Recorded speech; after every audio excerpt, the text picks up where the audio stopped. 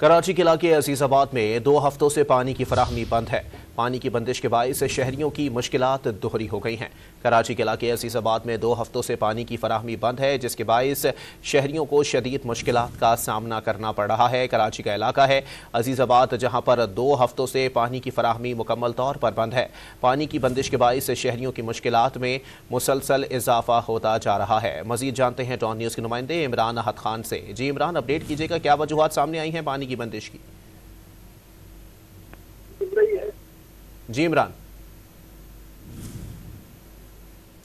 कराची के इलाके अजीजाबाद में 2 हफ्तों से पानी की फराहमी मुकम्मल तौर पर बंद है और पानी की बंदिश के बायस शहरियों की मुश्किलात मुसलसल बढ़ती हुई दिखाई दे रही हैं। कराची के इलाके अजीजाबाद में 2 हफ्तों से पानी की फराहमी मुकम्मल बंद है। इमरान अहद खान हमारे नुमाइंदे हमारे साथ मौजूद हैं। इमरान, बताइएगा क्या वजूहात बताई गई हैं, पानी क्यों नहीं आ रहा?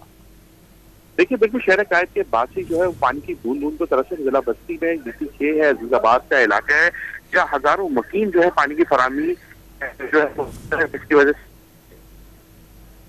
पानी की लाइनें तो मौजूद 2 हफ्ते से नहीं है, जिसके बाद जो अजियत के शिकार हैं।